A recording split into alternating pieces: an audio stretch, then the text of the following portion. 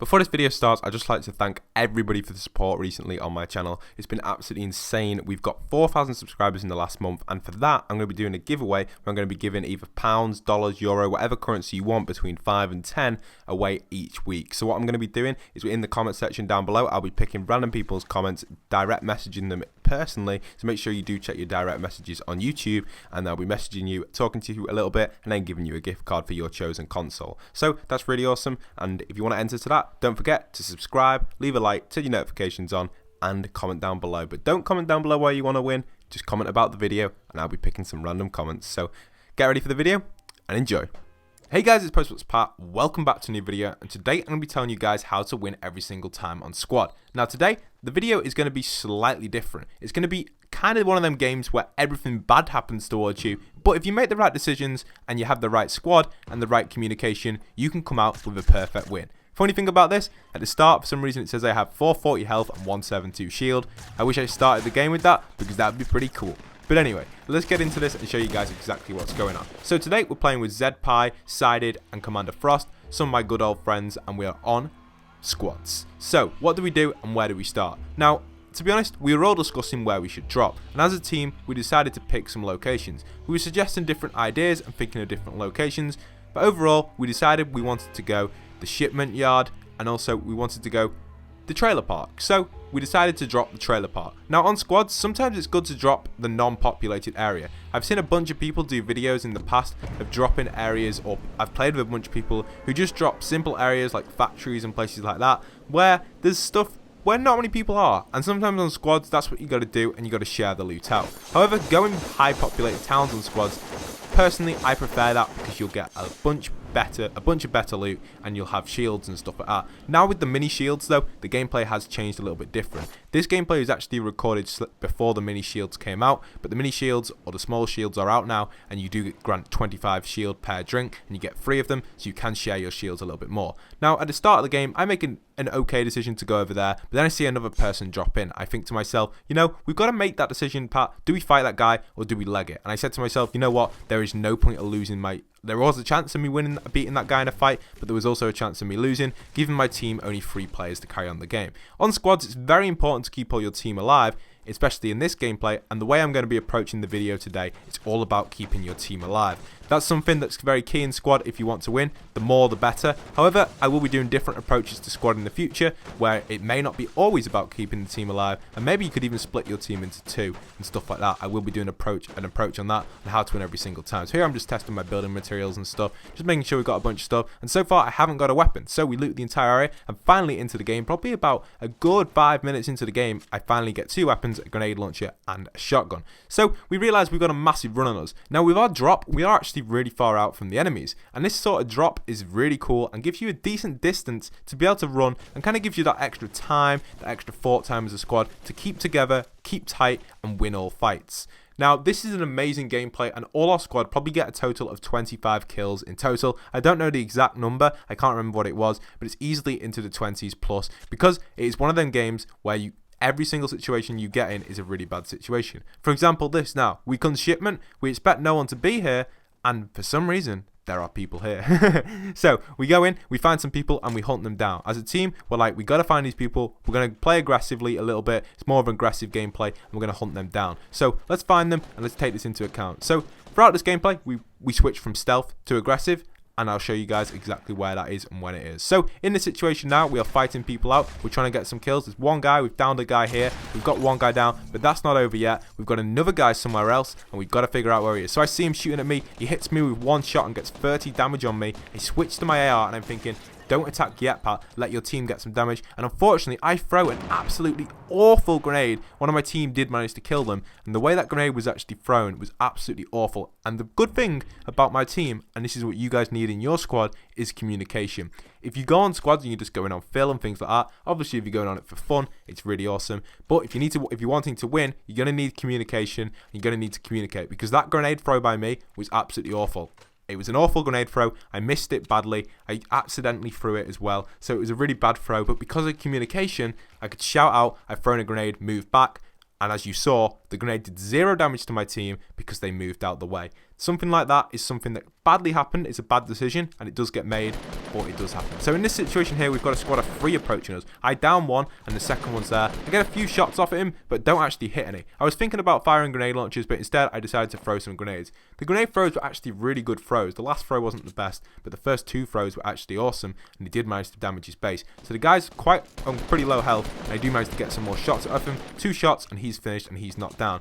So at this situation here, we're in a good advantage spot, but his teammates are actually above us on the hill. They're actually sniping across at my friend ZPie, and he's been down. Now right here now, ZPie drops off. He was like, revive me, revive me. You've got to make the decision, do you revive him, or do you help out your other teammate? So Commander Mace was like, Commander Frost, sorry, was like, should I revive him? And I was like, yes, you go for the revive on ZPie, I'll go and cover Sided. And Sided was actually downed. Now, if I went to go and revive ZPie in that situation, ZPie would have been revived, but Sided possibly could have been killed because he could have been sniped across the mountain without me building these structures here. So building is very key, and well done to the decision making from me and Commander Frost there to decide who do we revive first. Obviously, he decided ZPie, and I built straight up before even Sided was down, and the guys dropped down here. I have some awful shots there. It's actually quite a bad game for me, this one, but I do pretty well from here on now. So I managed to kill this guy with a shotgun, get a bunch of shots off at him, thanks to my team for suppressing him. He possibly could have downed me then, but my team were on it, so it was okay.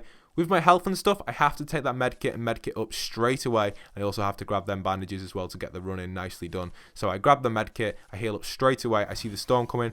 Luckily, just in time, we managed to get a run. Now, in this situation now, most of us thought it's game over. We ain't going to win this game, and we're possibly not even going to get in the top like 4 or 5 squads at this sort of situation now due to the storm because of our sort of run distance and the amount of health our squad have. You can see in the top left, all our squad's getting damaged badly. Sided's on pretty low, ZPie's on low, Commander Frost's on low, I'm on pretty low as well. So we get inside the circle and we make it inside.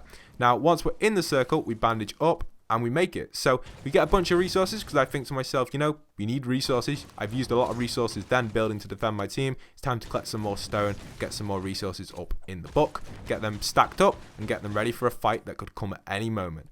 Now from here on, we do get a bunch of tricky situations which we just run into tons and tons of squads and get very lucky and escape. So we're deciding, usually I like to put pinpoints on the map, but in this sort of gameplay, all 4 of our squad members were leading the squad. There was no squad leader. Now in my past squad video that I did cover, I did talk about having a squad leader, and that again is a way of winning every single time. But sometimes you gotta have sometimes kind of like a mix between your squad where everyone makes the decision and you all agree on it. Don't debate it too much because debating decisions can cause latency, and that latency or lag can cause you to die. So do not make them poor decisions. Make sure you agree very quickly if you're going for that approach in a squad. For example, we were doing that, so one of us would call a decision. Obviously, the drop decision, that can be debated for a little bit because you've got the bus, but the sort of decisions in the action, you have to agree with them straight away. So you've got to make them right decisions at the right moment in time and just get it right for the right moment and make sure you're in the right spot. So here I am now mining a bunch of materials, getting all these materials ready and getting ready to move in. So the circle is approaching. We keep checking behind us, keep checking to our left, keep checking to our right. Always check all your angles. You don't want anyone getting too tight to you and getting maybe 1 or even 2 squads approaching you, which could be really bad. So we're coming in from the circle and we know no one's behind us because we've got a bunch of teammates checking, as you can see on the radar, checking behind us there. We were all communicating and making sure all our angles were covered consistently as we moved across all the fields. It's something you have to be very careful for. Watch out for it. You've got to make sure you're watching your surroundings. So I actually peep up here and I see 2 guys when I was approaching here, and I'm thinking we can engage these, but don't engage yet. We make the decision to all engage at the same time. Together we engage. Commander Frost gets the down, I get the assist, and then on this guy over here I approach with my shotgun. He fires grenade launchers. I know if I push him quite tight I should be able to get him, and thanks to my team again, ZPie manages to get the knock. But 2 spots there that I actually spotted, and I spotted both of them, but they were team kills. I didn't get the kills, they were just assists. So it does happen, and it's something you don't have to be, you shouldn't be bothered about it. You shouldn't be bothered about your team robbing your kills because it's a team game and it really doesn't matter. At the end of the day, it all comes down to working as a team and winning the game. So well done to my team for getting them kills there on the spot that I spotted. And with the grenade launcher and rocket, the reason I took both of them is because not all my team didn't like explosive weapons. Some of them preferred snipers. So I'd give them the sniper and I'd take both explosive weapons because why not have both? Why use just one? You may as well have both so you can switch between them. So I had the advantage of having both. Deadpie drops me the medkit and make a run, and we get inside this circle ASAP before I get chomped by the storm. So with both explosive weapons is a very handy thing to do, especially if you're in any game mode, duo, solo, squad, 50v50, whatever game mode you're playing, or any new gamers that appear in the game. It doesn't really matter having both of them. If your team are okay with that, do it, because it's a great technique. You can switch between them. You can launch a bunch of grenade launchers, Wi-Fi and a rocket in. It's a crazy technique, and sometimes it works really well. With my team with two of them already having grenade launchers, I believe we are in a very good advantage in this position now. And we had a good advantage point. We had a bunch of loot and stuff, so good position. I take this AR with a scope on it because I need it, and I leave the medkit there for ZPie. If you look at his health, he's on low. So in this situation here, we are getting suppressed badly. I drop down here, I build a wall here just to see what's going on. I build up again just to see again, peep over, and we're getting shot from all different angles. Again, in this situation here, I thought it was game over for us because a bunch of our teammates were down in left, right, and center, but it wasn't. There was something that made us win this. I don't know what exactly happened. I think other squads may have engaged with this squad, but we were being approached by a squad from somewhere to our south, and we just kind of held out here, checked our surroundings, kept building. I kept building defenses for our team. The more building I did, the better it was. Sometimes it's good to have a crucial builder, and I was definitely that in this gameplay. The others didn't build too much. They built a little bit, but not as much as me in this gameplay. Now up here, the reason I did that is because I saw the guy moving in. I saw him moving in. I missed the shotgun. I thought he went up the rocket, and I thought he went up the ramp, but he didn't, and then I managed to get a rocket killing him. The rocket radius is very, very high. I do recommend using it. So here, I just grabbed the gold grenade launcher. I was thinking about grabbing the gold grenade launcher. I grab it, and I'm like, I'll leave the gold grenade launcher because it hasn't got any grenades in. One of my teammates can take that if required, but I don't think any of them actually take it because it's just got no grenades in. Sometimes it's better to keep the grenades already loaded in the mag rather than picking up or using your rockets on a better grenade launcher, because there's not really much difference really between a blue grenade launcher and a gold one. Technically, there isn't much difference. Obviously, there's damage and more accuracy, but wasting 6 rockets, it's better value to keep the 6 rockets for your rocket launcher or your current grenade launcher, technically, which is fully loaded. So that's pretty awesome. Again, we're making a run here. We're just checking around, checking all angles, making sure we keep moving from the storm. They actually plan on building a jump pad. Now, the reason I didn't run back to the jump pad, because it, 1, would be completely pointless because I already ran ahead, and 2, they're just going to catch me up anyway with the jump pad because they didn't manage to get any height on it in time, and I would have probably been damaged by the storm quite badly. There you are. You see them glide just in front of me slightly. That gives them enough height to actually get inside the circle, and once we're inside, that is where the fun begins.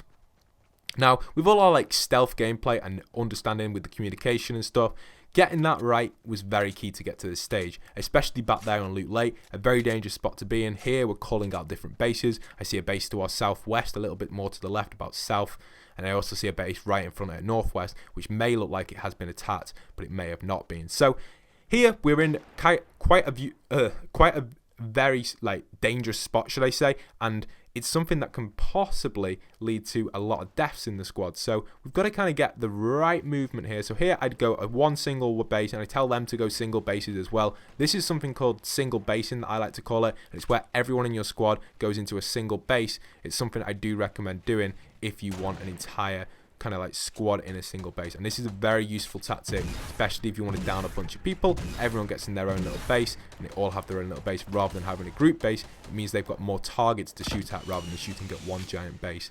Sometimes it works, sometimes it doesn't. Again, I get a down there. I believe there's at least a squad of 3 or 4 here. And basically, throughout the entire of this gameplay now, it is action left, right, and center. So I try and go through what I exactly remember happened in this situation. So we managed, Commander Frost managed to get a triple kill there with his grenade launcher because I said suppress grenades in, and he was like, Roger that, Pat. And he was like, boom, boom, boom, grenades go in, and he was absolutely wrecked. So I fired a bunch of grenades in, he fired a bunch of grenades in, and luckily from the angle he was at, he managed to get his grenades bouncing off the walls and managed to get a triple, and I downed one of them. So that was an amazing kill from Commander Frost. That was a major turning point for the game. If we may have lost a few casualties there was a possibility of us losing this game, but thanks to communication and me building that single tower, hence distracting them on me, Commander Frost got round the side, got his grenades in, and won. So it's all down to big teamwork, this, and this gameplay right now, I made the decision to go on the mountain. Now, from reviewing this gameplay and watching it back, this was actually a really bad decision because we put ourselves quite open for every squad left on the game. There's 4 of us and obviously 11 people on the game, so that leaves exactly 7 people alive. We've got a squad to our left on the mountain. That was an awful build from me. Again, another disastrous thing that happened in the game. But these things do happen, and you can't expect them not to happen every single game, because they do happen. But we've split up quite badly. And here I say to my squad, look at the circle, let's regroup. It's something that you have to say and you have to consider, especially late this game. We've gone all the way through the game staying together. Why would we split up towards the end? Because there's so many people. There's still a bunch of people left, at least 7 people. There is no need to split up because it's a risky situation. So I'm up here and we're like, we've got to get this right. We've got to build around here and we've got to get this right. We're getting suppressed from all angles. I said, let's build on this mountain because it could be a good spot. But with my team not being possibly the best builders in the game, they're good at building, but they weren't fast enough, in my opinion. Not everyone is amazing at building, and sometimes you've just got to be right and be able to build at the right times. So in this situation now, I say, look, we have to bail from the mountain. It's too risky to stay on the mountain. We're getting suppressed from all angles. Look at the health of our team. They've been absolutely smashed by fire. Commander Frost just didn't get off the mountain just in time. My team just kind of a little bit distracted at this situation and didn't really follow my idea or request to jump down the mountain the way I jumped down it. I tried describing it the best, but it was a disastrous point in the game. And sometimes this is when I wish there was a team leader, because if I was dedicated team leader for this game, maybe they would have jumped down and maybe they wouldn't have. I don't know. But sometimes that's what's good about having a dedicated leader, or picking someone to lead the game and just taking it in turns.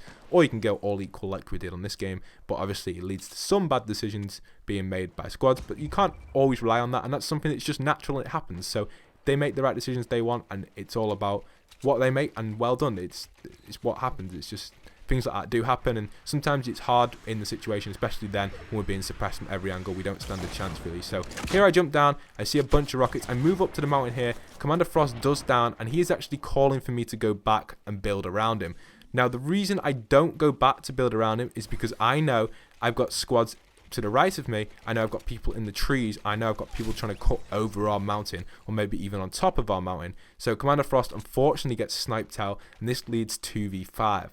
Now, this is the sort of thing that can happen in your games. You can't expect all your squad to survive at the end, and it's something I do regret in this game mode, not staying 100% together. But in this situation now, this is a very vital moment. My friend on the mountain only has a sniper rifle. His AR is on really low ammo, and if he comes down from the mountain, he's probably going to give his position away. So basically, he's just spotting people, and my friends are also spectating him spotting people as well and calling them out. So he's like the spotter, and I'm more of the aggressive style play here. I managed to grab a grenade launcher with a bunch of ammo in, and I managed to get back to my position where I set up here originally. Now you can actually place flat walls through these stairs, which I do sometimes to get extra kind of like cover, or extra damage, should I say, so it gives them more health, which is pretty cool. But he up there has now been spotted, so he's been distracted and he's getting absolutely suppressed at, and I'm in a position where I can't be shot from many angles, but I've got people suppressing me badly. So I rotate to here and just kind of get a little, I use the see-through wall technique to see through and see where the enemies are, and see and just look through that, and I can see them approaching me. I've got one guy approaching by the tree, and I've got a guy at distance, and I also have people in my house to the right.